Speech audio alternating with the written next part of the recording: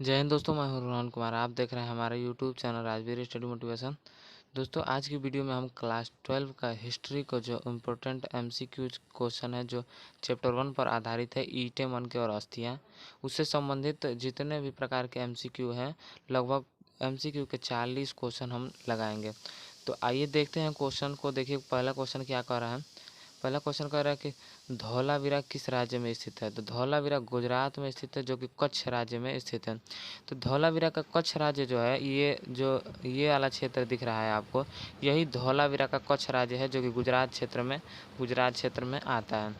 धौलावीरा का अर्थ देख लीजिए। धौलावीरा का अर्थ होता है सफ़ेद सफ़ेद कुआं। आपको ध्यान में रखना है, कभी कभी पूछ देता है कि धौलावीरा का क्या अर्थ है। तो धौलावीरा का अर्थ है सफ़ेद कुआं। बढ़ते हैं दूसरे नंबर क्वेश्चन की तरफ। दूसरा क्वेश्चन देखिए क्या कर रहा है कि पुरातत्व के अंतर्गत निम्न में से कौन नहीं आता है। तो पुरातत्व के अंतर्गत साहित्य भी आता है, सिक्के भी आते हैं, अभिलेख भी आते हैं, लेकिन भगरा अवशेष नहीं आता है। तो पुरातत्व के अंतर्गत भगरा अवशेष नहीं आता है। तो option number D is the correct answer. बढ़ते हैं तीसरे नंबर क्वेश्चन की तरफ। तीसरा क्वेश्चन कहता है कि मोहनजोदड़ो का शाब्दिक मतलब क्या है। तो मोहनजोदड़ो का जो शाब्दिक अर्थ है, वो अर्थ होता है मृतकों का टीला। तो मोहनजोदड़ो, ध्यान दीजिएगा, सिंधु नदी के तट पर स्थित है। सिंधु नदी के तट पर स्थित था, है नहीं लेकिन था। इसकी खोज आर.डी. बनर्जी यानी कि राखल दास बनर्जी ने की थी। बनर्जी ने किस सन में की थी। तो 1922 ईस्वी में 1922 ईस्वी में आर.डी. बनर्जी ने इसकी खोज की थी। बढ़ते हैं अगले क्वेश्चन, चौथा नंबर क्वेश्चन की तरफ। चौथा क्वेश्चन देखिए क्या कर रहा है। चौथा क्वेश्चन कह रहा है कि भारतीय पुरातत्व का पिता किसे कहा जाता है। तो भारतीय पुरातत्व का पिता अलेक्जेंडर कनिंघम को माना जाता है। अलेक्जेंडर कनिंघम को भारतीय पुरातत्व विभाग का पिता माना जाता है। भारतीय पुरातत्व विभाग यानी कि ASI, archaeological survey of India की स्थापना 1861 में की गई थी। बढ़ते हैं अगले क्वेश्चन, पाँचवें नंबर क्वेश्चन की तरफ। देखिए पाँचवा क्वेश्चन कह रहा है कि सिंधु सभ्यता को किस श्रेणी में रखा गया है। तो सिंधु सभ्यता को आद्य ऐतिहासिक काल में रखा गया है। देखिए ऐतिहासिक काल में क्या, पूर्व ऐतिहासिक काल में क्या होता है कि ऐसा समय काल जिसमें लिखित विवरण प्राप्त नहीं है। आद्य ऐतिहासिक काल ऐसा समय काल जिसमें लिखित विवरण प्राप्त है लेकिन उन्हें पढ़ा नहीं जा सका है। ऐतिहासिक काल जिनमें लिखित विवरण भी प्राप्त है और पढ़ा भी जा सका है, उस प्रकार के काल को ऐतिहासिक काल। आद्य ऐतिहासिक काल जिसमें लिखित विवरण प्राप्त है लेकिन पढ़ा नहीं जा सका है। तो सिंधु सभ्यता इसी प्रकार की सभ्यताओं में आती है, क्योंकि सिंधु सभ्यता की लिपि जो है, लिपि वो अपठनीय है, यानी कि पढ़ी नहीं जा चुकी है। तो इसलिए सिंधु सभ्यता को आद्य ऐतिहासिक काल में रखा जाता है। ध्यान रखिएगा, सिंधु सभ्यता को आद्य ऐतिहासिक काल यानी पाँचवें का सही उत्तर हो जाएगा बी। बढ़ते हैं छठे नंबर क्वेश्चन की तरफ। छठा क्वेश्चन कह रहा है कि राखलदास बनर्जी ने मोहनजोदड़ो के अवशेष किस वर्ष प्राप्त किए थे। तो राखलदास बनर्जी ने 1922 ईस्वी में मोहनजोदड़ो से अवशेष प्राप्त किए थे। अभी मैंने बताया कि मोहनजोदड़ो सिंधु नदी के तट पर स्थित है। उसकी खोज आर.डी. बनर्जी यानी राखलदास बनर्जी ने 1922 ईस्वी में की थी। बढ़ते हैं अगले क्वेश्चन, सातवें नंबर क्वेश्चन की तरफ। सातवां क्वेश्चन देखिए कर कि सिंधु घाटी सभ्यता में विशाल स्नानागार के अवशेष कहाँ से प्राप्त हुए हैं। तो सिंधु घाटी सभ्यता में विशाल स्नानागार के जो अवशेष हैं, वो मोहनजोदड़ो से प्राप्त हुए हैं। जो विशाल स्नानागार के कार्य क्या थे। तो विशाल स्नानागार का उपयोग अनुष्ठानिक कार्यक्रम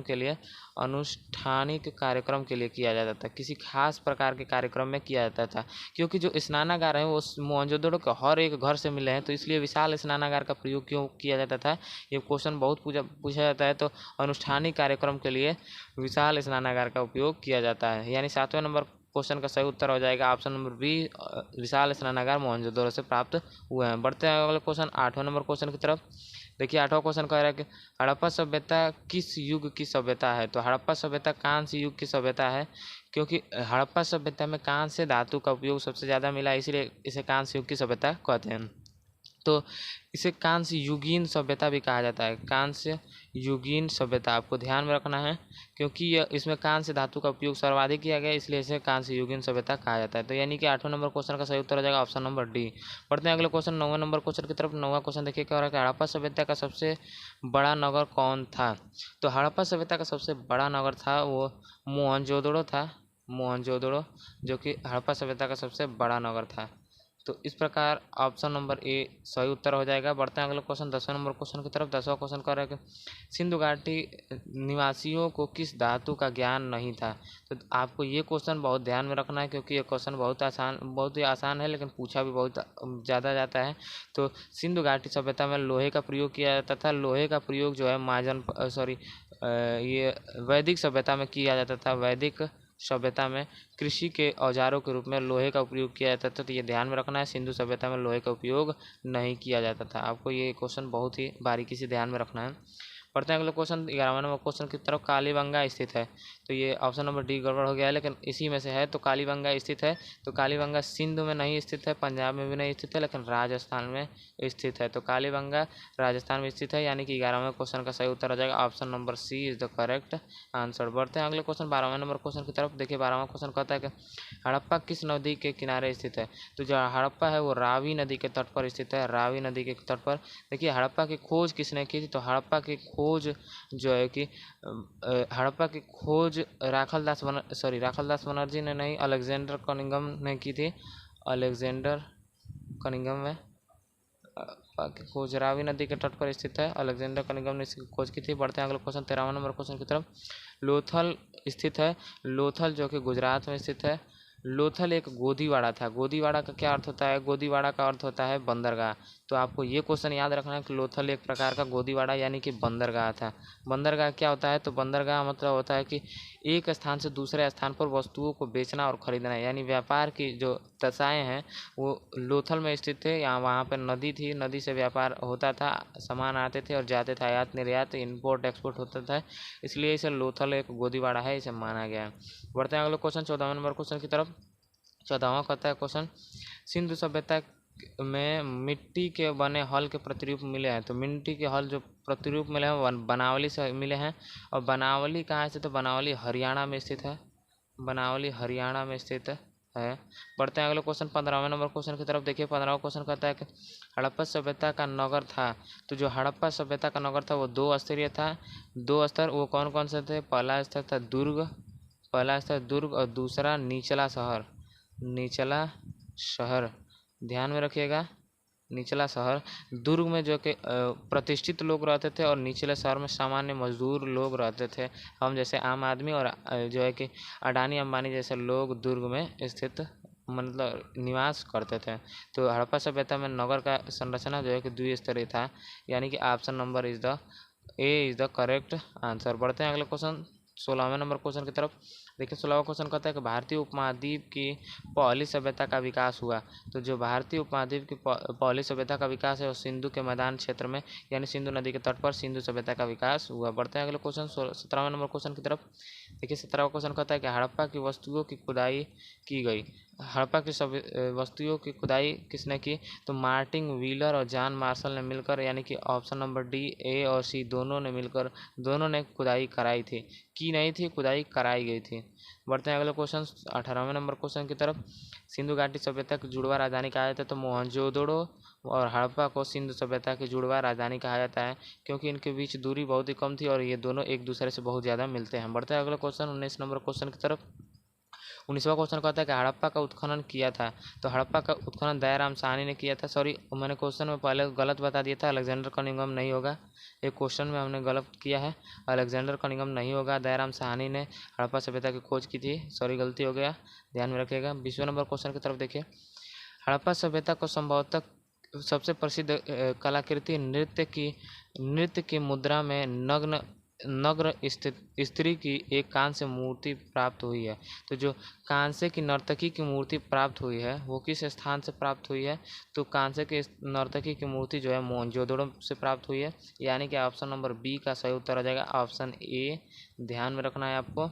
बढ़ते हैं अगले क्वेश्चन 21 नंबर क्वेश्चन की तरफ। 21 क्वेश्चन कहता है कि निम्न में से किस स्थल में कारखाने के पाए जाने से मनके को बनाए जाने की प्रक्रिया स्पष्ट होती है। तो मनके बनाने का जो कारखाना स्थित है वो किस स्थान पर स्थित था। तो चनहुदड़ो नामक स्थान पर मनके बनाने के कारखाने स्थित थे। ध्यान में रखना है आपको। बढ़ते हैं अगले क्वेश्चन 22 नंबर क्वेश्चन की तरफ। हड़प्पा की बस्तियों से 2000 से अधिक मोहरें पाई गई हैं ये बनी हुई हैं। तो मोहनजोदड़ो से प्राप्त, हड़प्पा से प्राप्त जितने भी प्रकार की वो मुहरें हैं, मुहरें वो सेलखड़ी नामक मुलायम पत्थर से, सेलखड़ी मुलायम एक प्रकार का पत्थर है। देखिए यूपीएससी के क्वेश्चन, यूपीएससी की परीक्षा में सीधे सीधे क्वेश्चन पूछा कि मुलायम सेलखड़ी किस प्रकार का पत्थर है, मुलायम, और बहुत सारे ऑप्शन थे। तो मुलायम हड़प्पा सभ्यता की जो मुहरें हैं वो सेलखड़ी से बनी हुई थी। जो सेलखड़ी जो है वो एक प्रकार का मुलायम पत्थर है। बढ़ते हैं अगले क्वेश्चन की तरफ। 23 नंबर क्वेश्चन कहता है कि निम्न में से किस स्थल में खांचेदार खेत के प्रमाण मिले हैं। तो कालीबंगा से खांचेदार खेत यानी कि जूते हुए खेत के साक्ष्य मिले हैं, ध्यान में रखना है आपको। कालीबंगा, जो कि कालीबंगा किस स्थान पर स्थित है, तो कालीबंगा राजस्थान में स्थित है। राजस्थान, भारत के राजस्थान जिले में वर्तमान में स्थित है। बढ़ते हैं अगले क्वेश्चन 24 नंबर क्वेश्चन की तरफ। देखिए 24 नंबर क्वेश्चन कहता है कि हड़प्पा वासियों द्वारा कृषि फसलें थी। तो हड़प्पा सभ्यता द्वारा कृषि में फसलों को गेहूं, जौ और तिल उगाया जाता था। जौ को यौ कहते हैं, लेकिन जो है कि वैदिक सभ्यता में संस्कृत में से यौ बोला जाता था। मूंगफली नहीं उगाई जाती थी, चावल उगाया जाता था। गेहूं भी उगाया जाता था, चावल भी उगाया जाता था, गन्ना नहीं उगाया जाता था। कपास बहुत ही महत्वपूर्ण है। कपास जो है कि सिंधु सभ्यता के लोगों ने उगाना शुरू कर दिया था। इसे यूनानी जो है सिंडन कहते हैं, सिंडन कहते हैं, ध्यान में रखना है। कपास हड़प्पावासी उगा लेते थे। बढ़ते हैं अगले क्वेश्चन 25 नंबर क्वेश्चन की तरफ। 25वां क्वेश्चन कहता है कि हड़प्पा सभ्यता में पाई गई मोहरें आमतौर पर किस प्रकार की होती थी। तो हड़प्पा सभ्यता में पाई गई मोहरें जो है कि त्रिभुजाकार, गोलाकार और चौकोर तीनों प्रकार की थी, यानी कि option number D is the correct answer इनमें सभी। बढ़ते हैं अगले क्वेश्चन 26 नंबर क्वेश्चन की तरफ। 26 क्वेश्चन कहता है कि हड़प्पा निवासी पूजा करते थे, हड़प्पा निवासी जो है पूजा करते थे माँ त्रिदेवी की, आदि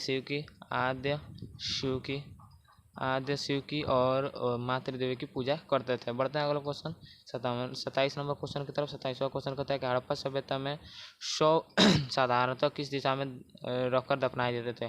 तो जो शव हैं वो उत्तर से दक्षिण दिशा में दफनाए जाते थे। हड़प्पा सभ्यता के में शव को उत्तर से दक्षिण दिशा में दफनाया जाता था। 28वां क्वेश्चन देखिए, हड़प्पा कहाँ स्थित था। तो हड़प्पा जो है पाकिस्तान में स्थित है, पाकिस्तान में स्थित है, वर्तमान के पाकिस्तान में स्थित है। बढ़ते हैं अगले क्वेश्चन 29 नंबर क्वेश्चन। हड़प्पा टीले का उल्लेख सर्वप्रथम 1826 में किसने किया। तो जो चार्ल्स मैसन जी थे उन्होंने 1826 ईस्वी में हड़प्पा सभ्यता की खोज की जानकारी जो है भारत सरकार को दी। लेकिन भारत सरकार ने उस पर, भारत सरकार यानी ब्रिटिश सरकार, भारत में ब्रिटिश सरकार थी उस समय, आपको ध्यान में रखना है।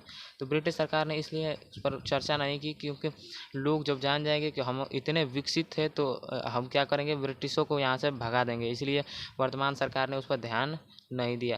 फिर उसके बाद आगे बढ़ते हैं 30वें नंबर क्वेश्चन की तरफ। 30वां क्वेश्चन हो जाएगा, हड़प्पा सभ्यता में प्राप्त अवतल चक्की पर किस पुरातत्वविद ने प्रकाश डाला है। तो जो हड़प्पा सभ्यता के अवतल चक्की पर प्रकाश डाला है वो अलेक्जेंडर कनिंघम ने। अलेक्जेंडर कनिंघम जिनको एएसआई का अध्यक्ष माना जाता है, एएसआई का जनक यानी कि भारतीय आर्कियोलॉजिकल सर्वे ऑफ इंडिया, भारतीय पुरातत्व सर्वेक्षण विभाग के जनक माना जाता है अलेक्जेंडर कनिंघम को। उन्होंने अवतल चक्की हड़प्पा सभ्यता में प्राप्त की थी। बढ़ते हैं अगले क्वेश्चन 23 नंबर क्वेश्चन की तरफ। देखिए तो इस क्वेश्चन कहता है कि 31 नंबर क्वेश्चन की तरफ। 31 नंबर क्वेश्चन कहता है कि मोहनजोदड़ो किस भाषा का शब्द है।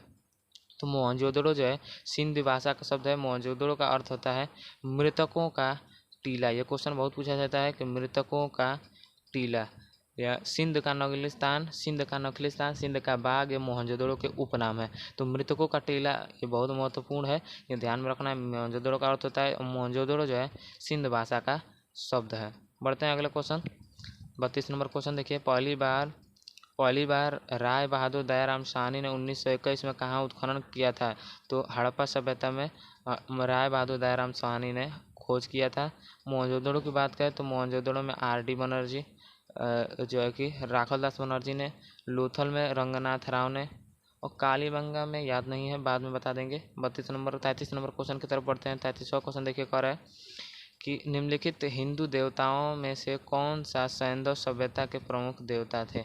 तो निम्नलिखित जो है कि सैंधव सभ्यता के जो प्रमुख देवता थे उसमें आदिशैव और मातृदेवी अभी मैंने बताया।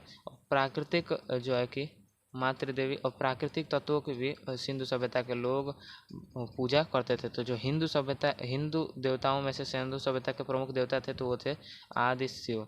बढ़ते हैं 34 नंबर क्वेश्चन की तरफ। 34 क्वेश्चन कहता है कि सिंधु घाटी सभ्यता किसके समकालीन नहीं मानी जाती है। तो जो सिंधु सभ्यता है वो क्रीट की सभ्यता के समकालीन नहीं मानी जाती है। मेसोपोटामिया की सभ्यता से उसका व्यापार जुड़ा हुआ था, तो ये इसके समकालीन है। चीन की भी सभ्यता के समकालीन है और मिस्र की भी सभ्यता के समकालीन है। 35 नंबर क्वेश्चन देखिए, बनावली किस राज्य में स्थित है। तो बनावली जो है हरियाणा में स्थित है। बनावली से जो है कि मिट्टी के हल के प्रतिरूप मिले हैं। मिट्टी के हल के प्रतिरूप यानी कि हल का खिलौना। तो इससे क्या होता है कि इससे ऐसा मतलब कि कृषि के साक्ष्य जो है कि मिलते हैं। मिट्टी के हल मिले हैं यानी कि हल का उपयोग करके कृषि अच्छी तरह से कृषि को की जाती थी। ये बहुत ही शानदार सा जो है कि साक्ष्य जो बनावली से मिलता है। बनावली जो हरियाणा वर्तमान में स्थित है। बढ़ते हैं 36 नंबर क्वेश्चन की तरफ। देखिए 36 क्वेश्चन कहता है कि कालीबंगा किस नदी के किनारे स्थित है। तो कालीबंगा जो है कि घग्गर नदी के तट पर स्थित है। कालीबंगा का देखिए अर्थ क्या होता है। देखिए कालीबंगन का अर्थ होता है काले रंग की चूड़िया। कालीबंगन का अर्थ होता है काले रंग की चूड़िया। आपको ध्यान में रखना है, ये भी कालीबंगन का अर्थ होता है काले रंग की चूड़िया। देखिए 37 नंबर क्वेश्चन। 37वां क्वेश्चन कहता है कि कलकत्ता में एशियाटिक सोसाइटी की स्थापना किसने की या स्थापना की। जो कलकत्ता में एशियाटिक सोसाइटी की स्थापना है वो विलियम जोन्स ने की थी। ऑप्शन नंबर डी 37 नंबर का सही उत्तर हो जाएगा। 37 नंबर क्वेश्चन का सही उत्तर ऑप्शन नंबर डी। बढ़ते हैं अगला क्वेश्चन 38 नंबर क्वेश्चन की तरफ। 38 क्वेश्चन कहता है कि हड़प्पा सभ्यता का प्रशासन था। तो माना जाता है ऐसा कि हड़प्पा सभ्यता का जो प्रशासन था वो नगर पालिका के जैसा था, क्योंकि वो सब कुछ जो है हड़प्पा सभ्यता के साक्ष्यों पर आधारित है। तो साक्ष्य ये बताते हैं कि एक व्यवस्थित नगर था, यानी नगर पालिका जैसी कोई जो एक संगठन रहा होगा जो हड़प्पा सभ्यता में सभी स्थलों को ऑपरेट यानी कि उस पर शासन करता होगा या उसको निर्देशन करता होगा। शासन नहीं, निर्देशन करता होगा। 39 नंबर क्वेश्चन देखिए, सिंधु सभ्यता में गोदीवाड़ा कहाँ मिला है। गोदीवाड़ा का अर्थ होता है बंदरगाह। मैंने बंदरगाह पहले ही बता दिया है, आपको याद होगा तो ठीक है, नहीं तो फिर से बता देते हैं कि लोथल से गोदीवाड़ा मिला है। लोथल यानी कि बंदरगाह यानी कि व्यापार, आयात और निर्यात, इंपोर्ट और एक्सपोर्ट जो क्रिया होती थी वो गोदीवाड़ा यानी कि लोथल से होती थी। जो सिंधु सभ्यता का सबसे महत्वपूर्ण स्थल है लोथल, उनमें से एक है। लोथल की खोज जो है कि रंगनाथ राव जी ने की। रंगनाथ राव को आपको ध्यान में रखना है। लोथल की खोज रंगनाथ राव ने, और इसे जो है कि सिंधु सभ्यता का गोदीवाड़ा के नाम से जाना जाता है। आखिरी क्वेश्चन 40 नंबर क्वेश्चन देखिए क्या कह रहा है। 40 नंबर क्वेश्चन देखिए, 40 नंबर क्वेश्चन कह रहा है कि मोहनजोदड़ो किस नदी के किनारे स्थित है। तो जो मोहनजोदड़ो है, मोहनजोदड़ो सिंधु नदी के किनारे स्थित है। जो ऑप्शन नीचे है दिखाई दे नहीं रहा है, अभी हम दिखा रहे हैं। ऑप्शन नंबर डी इसका सही उत्तर हो जाएगा। देखिए सिंधु नदी के किनारे स्थित है मोहनजोदड़ो। और हड़प्पा जो है कि रावी नदी के तट पर स्थित है। हड़प्पा, रावी। और जो लोथल की बात करें, लोथल जो कि भोगवा नदी के किनारे स्थित है। लोथल भोगवा नदी के किनारे स्थित है। भोगवा नदी के किनारे। तो दोस्तों ये था क्लास 12 का कक्षा 12 का चैप्टर 1 ईटे मन के और अस्थिया का जो वस्तुनिष्ठ प्रश्न था 40 क्वेश्चन मैंने करा दिए हैं। और इसके बाद बहुत जल्द आपके लिए चैप्टर 2 भी लाएंगे। और भूगोल के भी कुछ क्वेश्चन कराए हैं, लेकिन हमने बड़ा सेशन रखने के लिए और 40 क्वेश्चन कराए हैं। तो बहुत जल्द मिलते हैं अगले वीडियो के साथ, तब तक के लिए जय हिंद।